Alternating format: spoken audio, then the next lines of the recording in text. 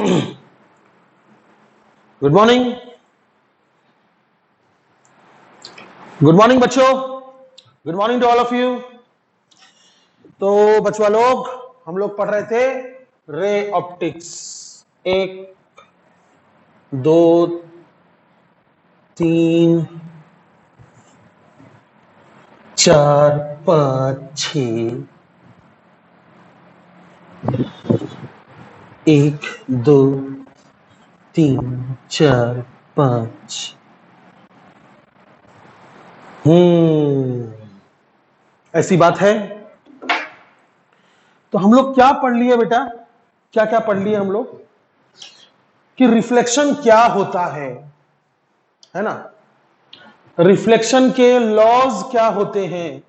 वो तो बचपन में पढ़ लिए थे यार। I is equal to R incident ray normal reflected ray lies in the same plane. But आपको एक चीज समझना चाहिए कि पानी बहुत इंपॉर्टेंट है।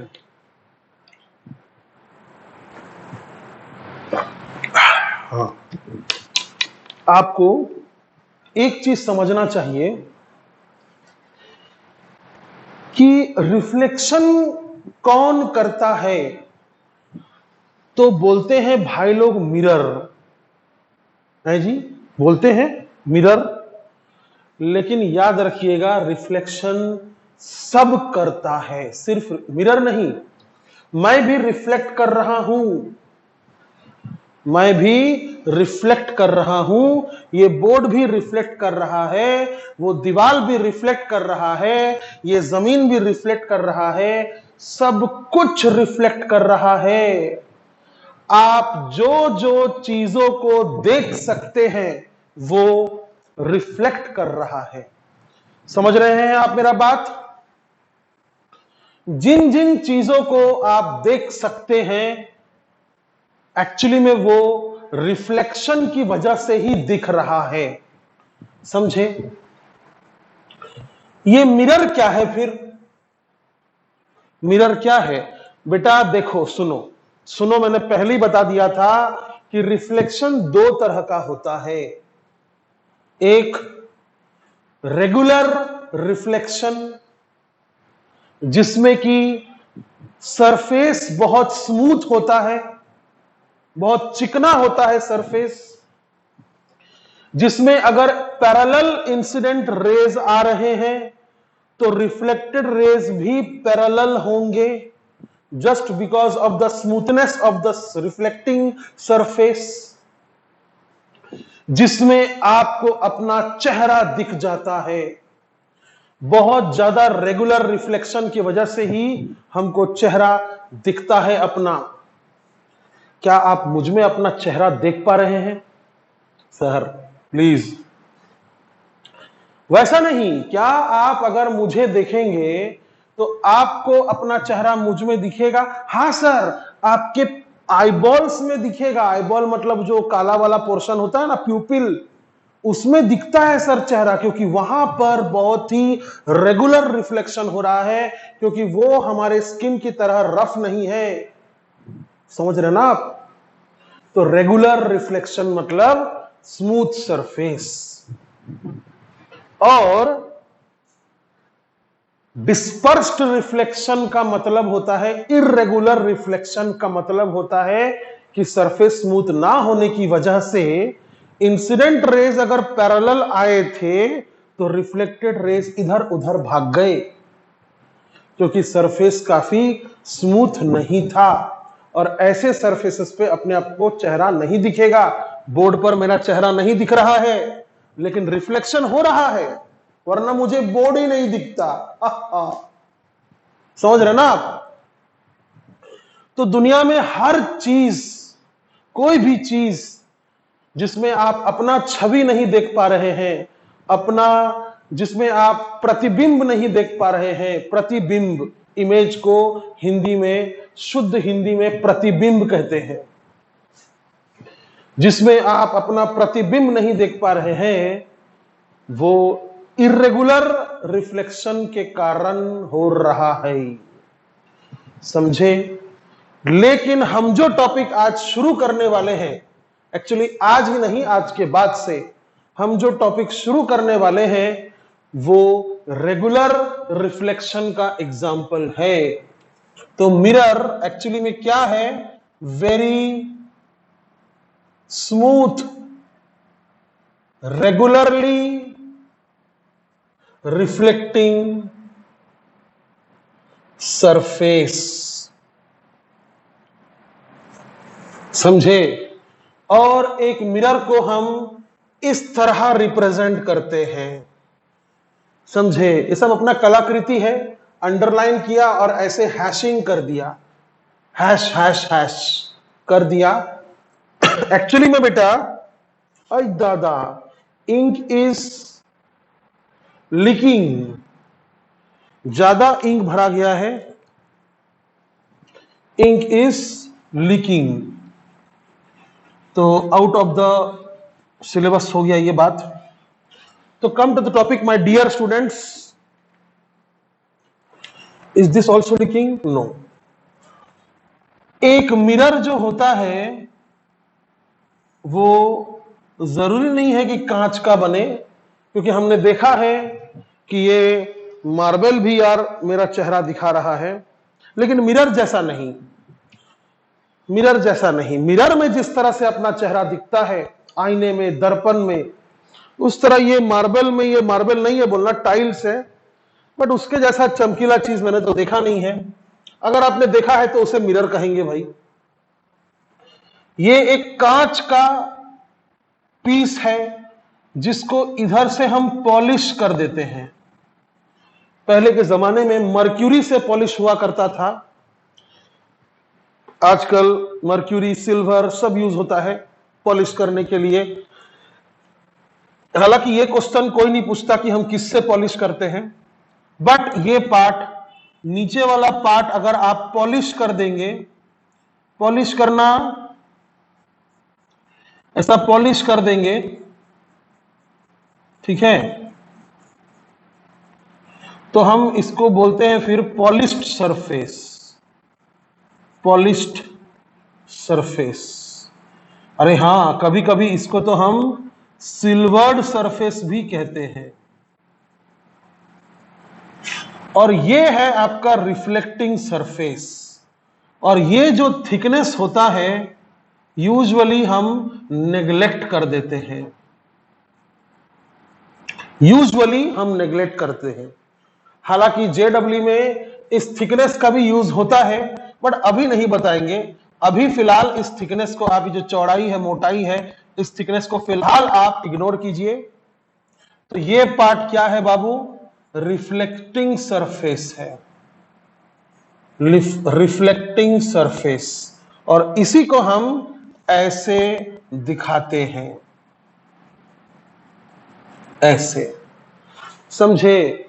ये पार्ट पॉलिश्ड या सिल्वर्ड सरफेस है और ये पार्ट रिफ्लेक्टिंग सरफेस है। समझ गए? कहां, क्यों, क्या हुआ? हाँ, हाँ, ओ चलो चला, क्या बात है, कितना बच्चा है? ये क्लास छोड़ देगा? छोड़ दिया इसको?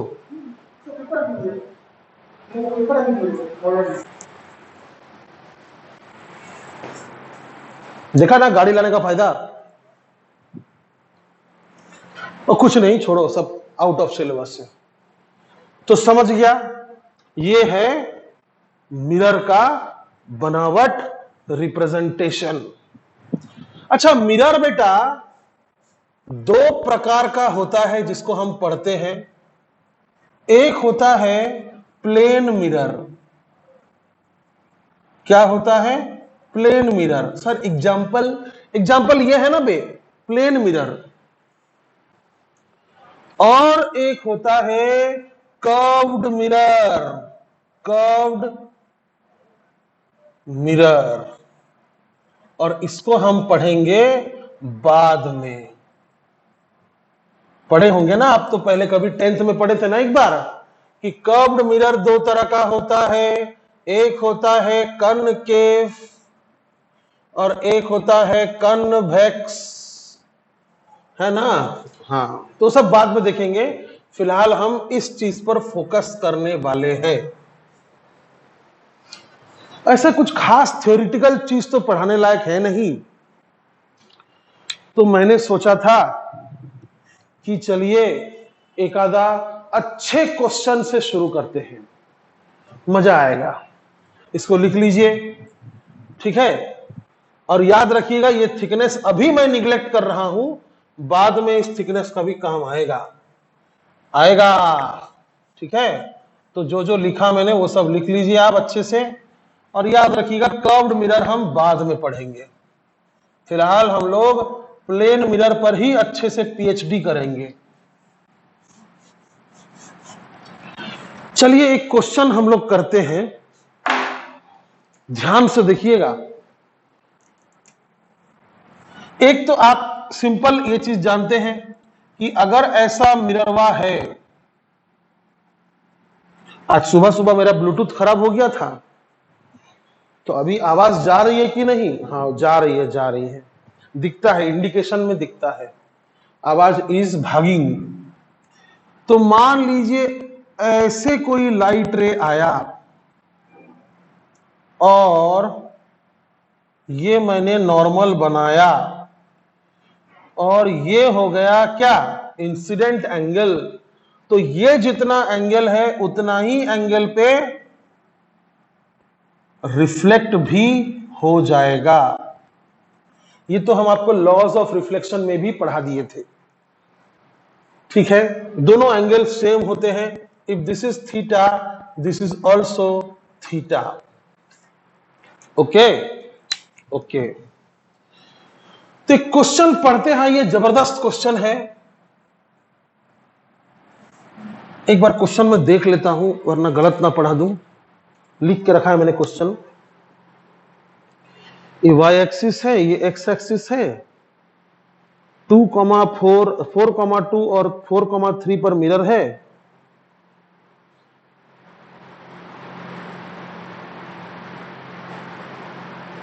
और x एक्सिस पर एक ऑब्जेक्ट है 2,0 पे। तो कहां से कहां तक वो ऑब्जेक्ट y एक्सिस में दिखेगा? ऐसा है, बाप रे बाप क्वेश्चन है ये। कहां से कहां तक y एक्सिस में दिखेगा? अच्छा देखिए, ये है y एक्सिस और ये है x एक्सिस। पता है सर, हमको ये बात पता है। और यहां पर देखो 1 2 3 4, 1 2 3 4 5 6 7 8 9 10 11 12 और जरूरत पड़े तो बना लेंगे।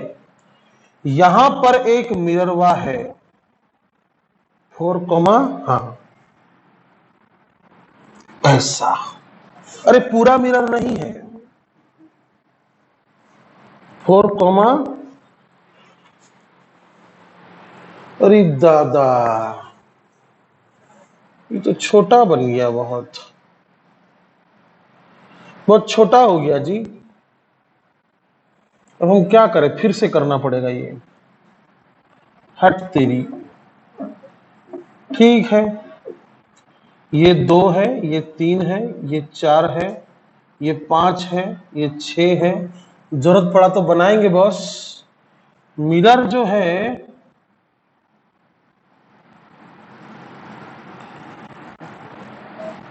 बेकार में इतना बना दिए। ये मिरर है, कैसे समझेगा ये मिरर है? ऐसा कर दो, ऐसा कर दो, ये मिरर बन जाएगा फिर, प्लेन मिरर। कितना सुंदर दिख रहा है। ठीक है, और यहां पर है ऑब्जेक्ट, यहां पर है ऑब्जेक्ट, ओ फॉर ऑब्जेक्ट, ये जीरो है, ये ओ नहीं है, तो जन्म जीरो नहीं लिखेंगे। क्वेश्चन है कि वाई एक्सिस पर इस ऑब्जेक्ट को मिरर के थ्रू देखने के लिए कहां से कहां तक आंखें रखनी पड़ेंगी, ऐसी इंग्लिश लिखा था। Where should the eyes be kept to watch this object, to look at this object through the mirror. वाह, तो कैसे किया जाए इसको सॉल्व, देखिए आइए करते हैं। समझ गए आप? क्वेश्चन में लिख देता हूं, where on the y axis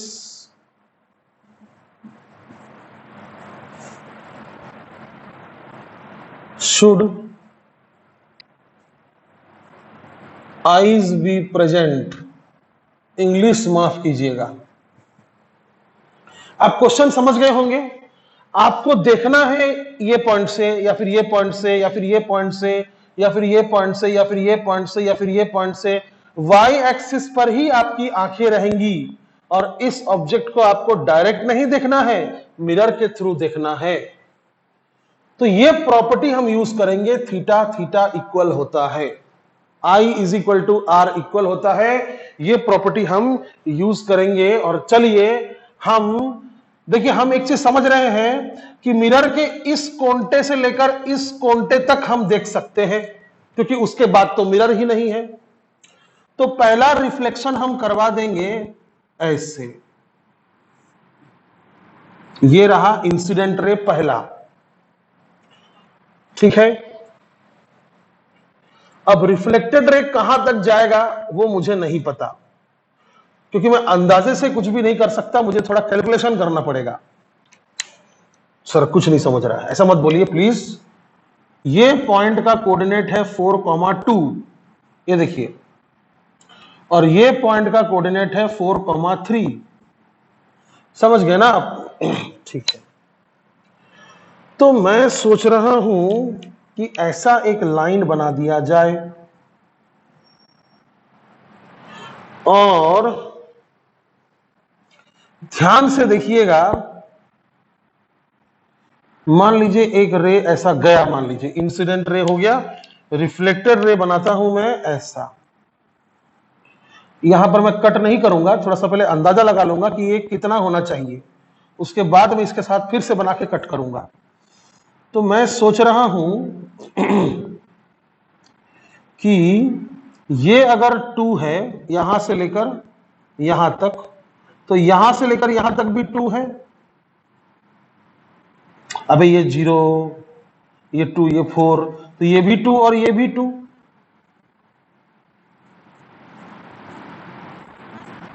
ठीक है, अच्छी बात है।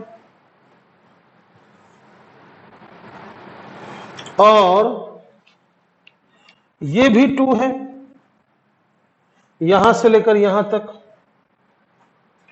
तो हां गुड, ये एंगल और ये एंगल अगर इक्वल हुआ तो यहां से लेकर यहां तक भी 2 होना चाहिए। दिमाग लगाइए, अगर इस ट्रायंगल में, ध्यान से देखिएगा, अगर इस ट्रायंगल में ये थीटा और इस ट्रायंगल में ये थीटा अगर सेम है, तो यहां से लेकर यहां तक अगर 2 है तो यहां से लेकर यहां तक 2 ही होगा। अच्छी बात है। इसका मतलब यह हुआ कि अगर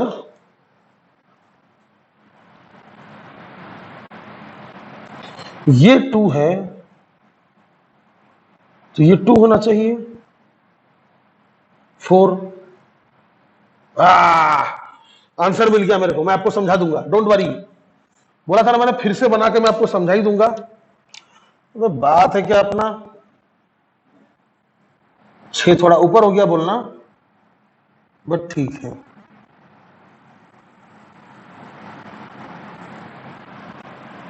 6 तक जाएगा ये। सर आपको कैसे पता चला? सर मैं बताऊंगा, देखो डोंट वरी, ध्यान से देखना, बस कोशिश करना समझने का एकदम आराम से। यहां से लेकर यहां तक 2 है जी, यहां से लेकर यहां तक 2 है और ये एंगल थीटा है। तो ये एंगल भी अगर थीटा है तो यहां से भी 2 तक जाना चाहिए। ये रे, वो क्या बोलते हैं उसको, सिमिलर ट्रायंगल हो गया, यानी ये साइड 2 हो गया। अच्छा, फिर मैं 2 ट्रायंगल ले रहा हूं, रेड से मैं उसको आउटलाइन कर दूंगा। एक ये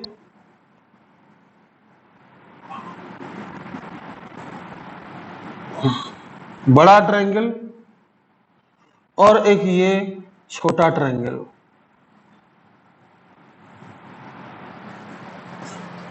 इन दोनों ट्रायंगल्स में नाम दे दूं क्या? A B C D E. इन दोनों ट्रायंगल में कौन सा? In triangle C A E बड़ा वाला एंड बी ए डी बैड, ये वाला एंगल कॉमन है दोनों में, इसीलिए ट्रायंगल सिमिलर। ट्रायंगल्स सिमिलर, ठीक है। और अगर सिमिलर हुआ तो छोटे वाले ट्रायंगल का ये साइड बी ए अपॉन बड़े वाले ट्रायंगल का ये side C A is equal to छोटे वाले ट्रायंगल का ये साइड बी डी अपॉन बड़े वाले ट्रायंगल का ये साइड ई सी। ऐसा होना चाहिए यार, बचपन में पढ़े थे सिमिलर ट्रायंगल। तो बी ए कितना है? बी ए है 2। सी ए कितना है? सी ए है 2 प्लस 2 4। तो बी डी कितना है? 2। तो सी ई कितना होना चाहिए? कितना होना चाहिए? यहां से लेकर यहां तक होना चाहिए 4। इसीलिए मैंने इसका नाम 6 में टकरा दिया, समझे? यहां से 2 और 4 कहां जाएगा? 6। तो यहां से आप देखना इसको शुरू कर सकते हैं। तो यहां पर मैं एक इधर 6 लिख दूंगा और इधर बना दूंगा मैं आंख। आंख कैसे बनाते हैं? ऐसे, और बना दूंगा पलके। पहली बार आप यहां से देखना शुरू करेंगे, यानी इसके नीचे आपको यह ऑब्जेक्ट नहीं दिखने वाला इस मिरर के थ्रू। क्या क्वेश्चन है सर, वाह, ठीक है, ठीक है। अब डायग्राम बहुत गंदा नहीं लगना चाहिए करके मैं अभी तक का जो रे डायग्राम्स है उसको मिटा रहा हूं, लेकिन आप जरूर बनाइएगा। अब मुझे दूसरा छोर देखना है, अब मुझे दूसरा छोर देखना है। इंसिडेंट रे, रिफ्लेक्टेड रे मिटा दिया, फिर से करेंगे ना, सब मिटा दिया, ठीक है। फिर से जाते हैं, अब हम इस मिरर के इस मतलब एक्सिस से हम आखिरी इस मिरर के इस कोने तक देख सकते हैं, क्योंकि उसके बाद तो मिरर है ही नहीं। यहां से देखना शुरू किया तो यहां तक देख सकते हैं। तो अब हम ऑब्जेक्ट से इंसिडेंट रे यहां तक बनाएंगे।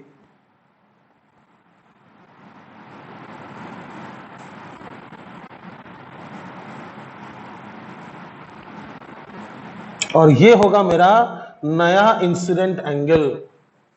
और उसके हिसाब से मैंने बोला था ना आपको कि थोड़ा सा मुझे ये एक्सिस बड़ा करना पड़ेगा।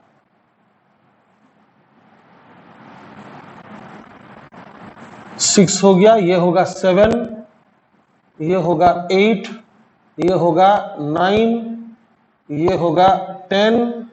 ठीक है, अब हम एक लाइट रे ऐसा बना देंगे, ये इंसिडेंट हो गया। अब बना देंगे रिफ्लेक्टेड ऐसा, और फिर से लगाएंगे दिमाग। तो जिनको नहीं समझ में आया दोबारा सुनिए, समझ में आ जाएगा पहला वाला भी। अब ये अगर थीटा है तो ये भी थीटा होगा, होगा। तो सुनिए ध्यान से, अगर यहां से लेकर यहां तक 3 है तो यहां से लेकर यहां तक भी 3 होगा, क्योंकि ये दोनों एंगल सेम है, तो एंगल का सामने का साइड भी सेम होगा। ठीक है, फिर मैं 2 ट्रायंगल्स लूंगा।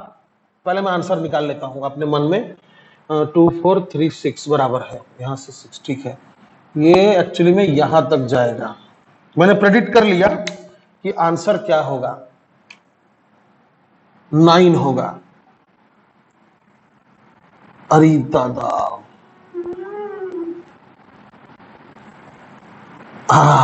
कोई स्केल का जरूरत नहीं है अपने को, थोड़ा टेढ़ा मेढ़ा हो गया तो आप एडजस्ट कर ही लोगे। ठीक है, ये है रिफ्लेक्टेड रे। अच्छे से मिरर को देखिए, आपको सब समझेगा। अब हम फिर से नाम देंगे, वही नाम देंगे, A B C D E. अब फिर से हम वही ट्रायंगल लेंगे, सी ए ई बड़ा वाला ट्रायंगल, और बी ए डी छोटा वाला ट्रायंगल। इसमें ये 2 है और ये भी 2 है, तो पूरा कितना है 4। तो ध्यान से देखिए, same same same same, B A के नीचे सी ए, यानी छोटा वाला ट्रायंगल का ये साइड अपन बड़ा वाला ट्रायंगल का ये साइड इज इक्वल टू छोटा वाला ट्रायंगल का ये साइड अपन बड़ा वाला ट्रायंगल का ये साइड। तो छोटा वाला ट्रायंगल का ये साइड 2 है और बड़ा वाला ट्रायंगल का ये साइड 4 है। 2 और 4 बराबर है लिखा हुआ। छोटा वाला ट्रायंगल का ये साइड 3 है और बड़ा वाला ट्रायंगल का ये साइड मुझे जानना है, यानी EC मुझे जानना है। तो EC कितना होगा, 3 2 6। वाह, तो देखिए यहां से लेकर यहां तक 6 होना चाहिए, करके मैंने 3 के बाद 6 कितना होता है 9। तो यहां पर आपकी आंखें लास्ट आ सकती है।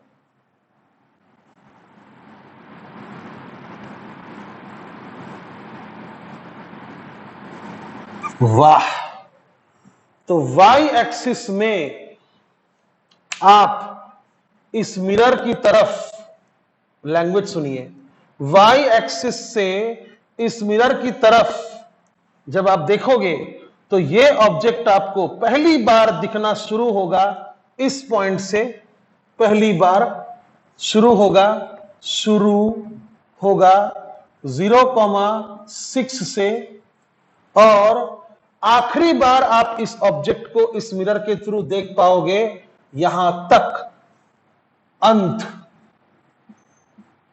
0,9। ग्रेट, वाह, समझे। तो पहला वाला डायग्राम मैंने ऐसा बनाया था।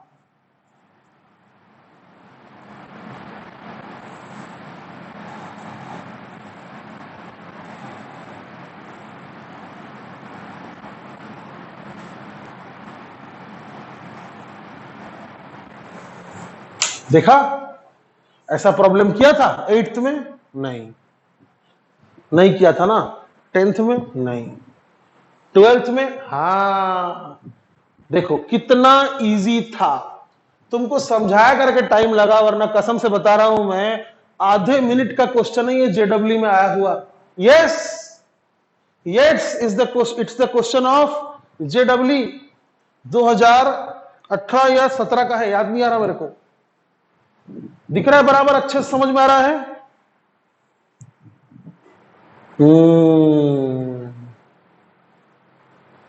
ऐसी बात है फिर।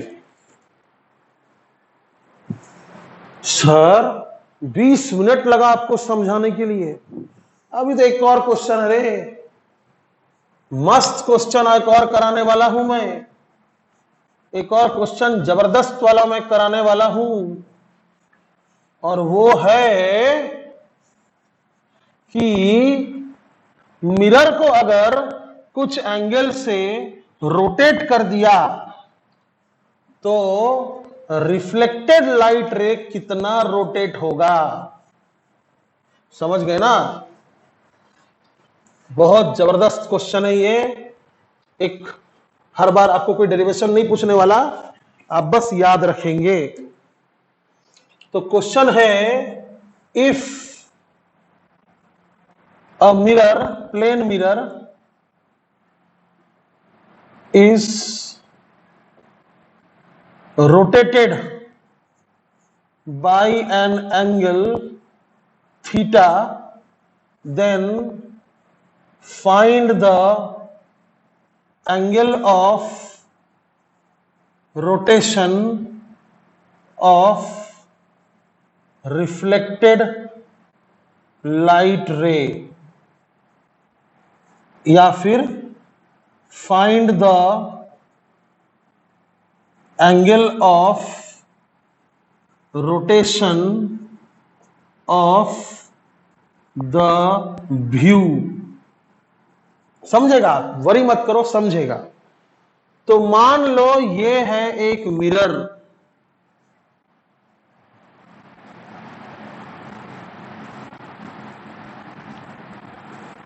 ठीक है, और हम बना दिए एक नॉर्मल,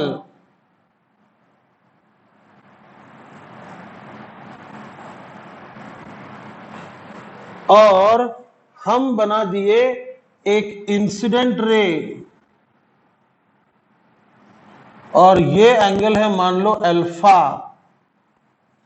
तो हम बनाएंगे एक रिफ्लेक्टेड रे भी, और वो भी होगा एंगल कितना, अल्फा। हो गया? वो अभी आप इधर कोई अगर कोई ऑब्जेक्ट है तो इस ऑब्जेक्ट को मिरर के थ्रू देखने के लिए आप कहां से देख रहे हो, जिधर रिफ्लेक्टेड लाइट रे जाता है ना, उधर होता है आंख। क्या आंख बनाया मैंने, ठीक है। तो सवाल यह है कि अगर मिरर को थीटा एंगल से रोटेट कर दिया जाए,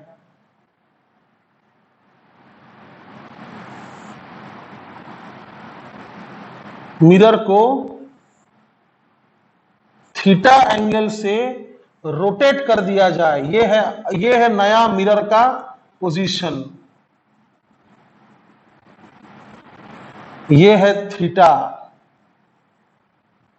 थीटा एंगल से अगर मिरर को रोटेट कर दिया जाए, अभी ऑब्जेक्ट को किसी ने हाथ लगाया क्या, बताइए? ऑब्जेक्ट को किसी ने हाथ लगाया नहीं, तो इंसिडेंट रे तो वही रहेगा। लेकिन सिंस मिरर ऐसा हो गया है तो अब नॉर्मल ऐसा बनेगा। नॉर्मल क्या होता है, मिरर पर परपेंडिकुलर होता है। तो एक कॉमन सेंस वाली बात मैं आपको पहले कह देता हूं कि मिरर अगर थीटा एंगल से रोटेट हुआ है तो जो नॉर्मल होता है वो भी थीटा एंगल से ही रोटेट होगा। सबसे पहला सॉल्यूशन, सबसे पहला point, if the mirror is rotated by an angle theta, then its normal will also rotate by an angle theta। Sir कैसे? अबे सिंपल सी बात है, देखो ये है मिरर और ये है नॉर्मल। अगर तुमने मिरर को थीटा एंगल से रोटेट किया तो नॉर्मल भी तो थीटा एंगल से रोटेट हुआ, समझ गया? तो ब्लैक वाला पुराना है और ब्लू वाला नया है। इंसिडेंट रे कॉमन होगा, तो देखिए अगर ये नया नॉर्मल है एन डैश और ये पुराना नॉर्मल है एन,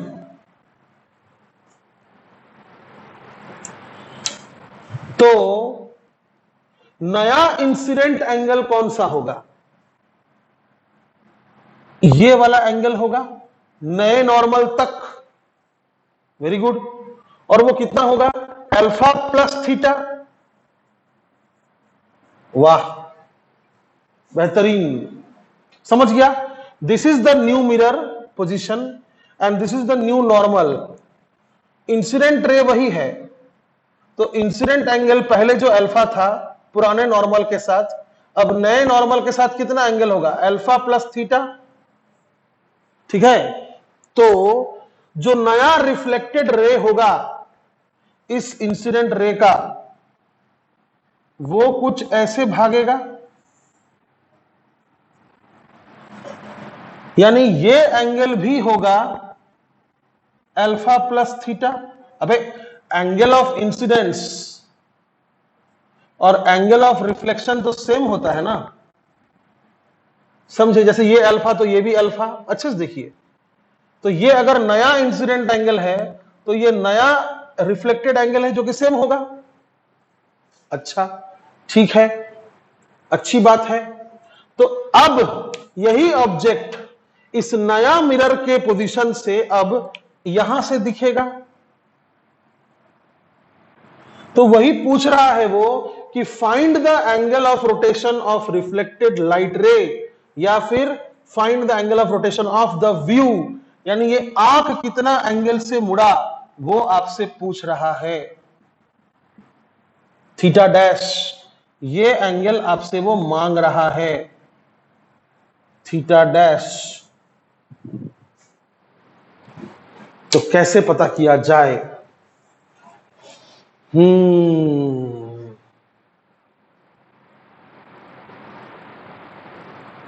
यार कैसे पता किया जाए? अगर ये थीटा है और ये अल्फा प्लस थीटा है, अच्छा रुकिए, देखिए मेरे को पता चल रहा है, I can see it, this angle is alpha. ये देखिए यहां से लेकर यहां तक एंगल कितना है? ब्लैक से लिखना पड़ेगा क्योंकि वो पुराना वाला एंगल है। यहां से लेकर यहां तक कितना एंगल हुआ? अल्फा। और यहां से लेकर यहां तक कितना है? थीटा। तो ये एंगल कितना होगा? Alpha minus theta. सही बात है। और यहां से लेकर यहां तक है अल्फा प्लस थीटा, और यहां से लेकर यहां तक है थीटा डैश। तो थोड़ा सा और आगे बढ़ा देते हैं ऐसी। अरे रे, ब्लैक से करना था। सुनिए ध्यान से, यहां से लेकर यहां तक एंगल है अल्फा प्लस थीटा, और यहां से लेकर यहां तक है थीटा डैश। तो यहां से लेकर यहां तक कितना होगा? कितना होगा? Alpha plus theta minus theta dash. तो न्यूमेरिकली हम बोल सकते हैं कि ये वाला एंगल और ये वाला एंगल सेम होना चाहिए। वाह, therefore alpha minus theta is equal to alpha plus theta minus theta dash. Alpha alpha cancel, minus theta dash अगर इधर आया तो हो जाएगा प्लस थीटा डैश, और ये थीटा माइनस में है उधर जाएगा तो हो जाएगा theta. Theta plus theta 2 theta. Wow, WOW, wow. मतलब कि अगर आपने किसी मिरर को थीटा एंगल से मोड़ा है तो आपको अपनी आंखों को 2 थीटा एंगल से मोड़ना होगा। तो I am writing it here, it's a good property of mirror, plane mirror, कि if a mirror is rotated by an angle theta, then the reflected ray will rotate by 2 theta. Property of plane mirror, समझे? तो आप थोड़ा सा rewind करो और दोबारा देखो कि कैसे मैंने डिराइव किया। सिर्फ प्रॉपर्टी याद रखने से 2-4 इजी क्वेश्चन सॉल्व होते हैं, मैथ्स हो या फिजिक्स हो। अगर सिर्फ आप प्रॉपर्टी रट लीजिएगा तो 2-4 इजी मीडियम क्वेश्चन सॉल्व होते हैं। टफ क्वेश्चन तो तब सॉल्व होते हैं जब आप दिल से डेरिवेशंस को समझते हैं। सीधा बोल नहीं देते सर नहीं समझा, ट्राई करते हैं खुद से। समझ गए ना? तो दिस इज द वाह।